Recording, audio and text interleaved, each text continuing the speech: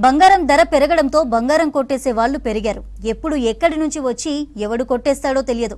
ఇంట్లో పెట్టుకున్నా ఒంటిపై వేసుకున్నా టెన్షన్. అందుకే బంగారానికి సేఫ్ ప్లేస్ బ్యాంక్ లాకర్ అనుకుంటున్నారు. దీంతో బ్యాంక్ లాకర్ కు డిమాండ్ పెరిగింది.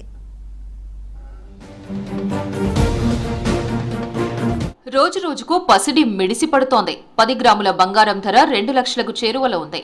తులం బంగారం ఉంటే చాలు అనుకునే స్టేజ్ కి బంగారం ధర పరుగులు పెడుతోంది. గోల్డ్ ధర పెరగడంతో రానున్న రోజుల్లో ఇక కొంటామా అనే సిచ్యువేషన్ వచ్చింది. బంగారం కొనడం కంటే ఉన్న బంగారాన్ని ఎలా సేఫ్ చేసుకోవాలనే టెన్షన్ ప్రజల్లో కనిపిస్తోంది.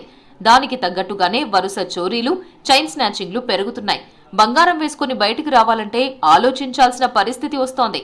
ఎక్కడ ఎవరు కొట్టేస్తాడో అనే టెన్షన్ ఉంటోంది. బంగారు నగలు వేసుకుని బయటకు వస్తేనే కాదు, ఇంట్లో ఉంచుదామా అంటే కూడా ఆందోళనే. ఏ దొంగ ఎక్కడి నుంచి వచ్చి దొంగతనం చేస్తాడో తెలియడం లేదు. ఇలా బంగారం ఉంటే ఓ టెన్షన్, లేకపోతే మరో టెన్షన్ అన్నట్టుగా ఉంది. బంగారం ఎక్కడ ఉంచినా ఇబ్బందే. ప్రస్తుతం బ్యాంక్ అయితేనే సేఫ్ అని అంటున్నారు పబ్లిక్. బ్యాంకులో బంగారం ఉంచితే ఏ ఇబ్బంది ఉండదు. పైగా ఒకసారి బ్యాంకు లాకర్లో గోల్డ్ ఉంచి సంతకం చేశామంటే బ్యాంకుదే బాధ్యత.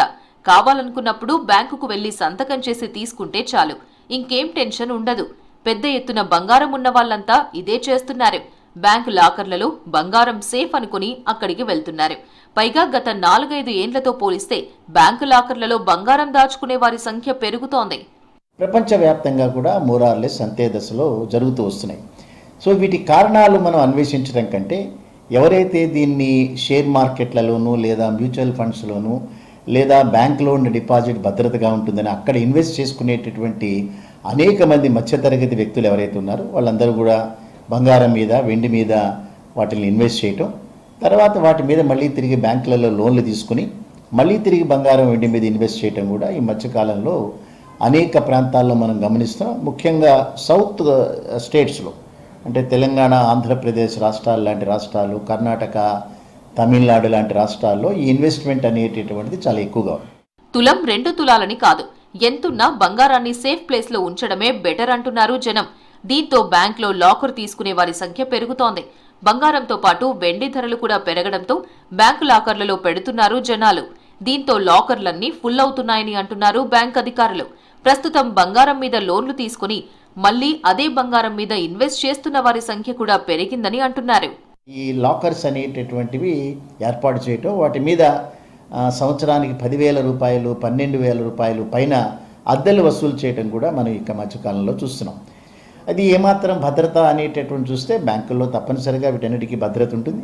ఈ మధ్యకాలంలో కొన్ని బ్యాంకులు విరివిగా లాకర్ల కోసం జనాలందరూ ఎగబడుతున్నారు కాబట్టి వాటి ధరలను పెంచడమే కాకుండా వాటి సైజులను పెంచడం, ఆ రూపంలో బ్యాంక్స్ అన్నీ కూడా లాభాలని ఆర్జించడం కూడా మనం చూస్తూనే ఉన్నాం. వీటికి లాకర్స్ కోసం బ్యాంకులకు ఎగబడుతుండటంతో లాకర్స్ ప్రైస్ పెంచుతున్నారు బ్యాంక్ అధికారులు. ఈ మధ్య కాలంలో లాకర్ సైజ్ కూడా పెంచుతున్నారు. ఏ బ్యాంకు లాకర్ అయినా నెలకు 3-4 సార్లు లాకర్ ఆపరేషన్స్ కి ఛాన్స్ ఉందంటున్నారు. కానీ ఇప్పుడు 10 నుంచి 15 సార్లు కూడా ఆపరేషన్స్ కి అనుమతి ఇస్తున్నారు.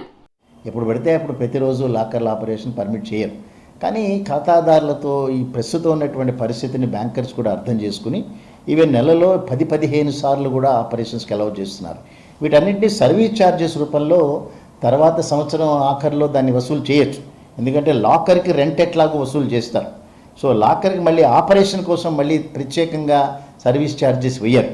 కానీ నెలకి 2-3 సార్లు, 4 సార్లు మాత్రమే అలౌ చేసేటటువంటి లాకర్ ఆపరేషన్ని 10 సార్లు, 15 సార్లు అలౌ చేస్తున్నారని అంటే అది కూడా ఆ బ్యాంకులో ఉండేటటువంటి ఖాతాదారుల సంఖ్య ఎక్కువగా ఉన్నప్పుడు, అనేక మంది ఆ రూపంలో వచ్చినప్పుడు ఒక ఆఫీసర్ దానికి ప్రత్యేకంగా కేటాయించబడతాడు.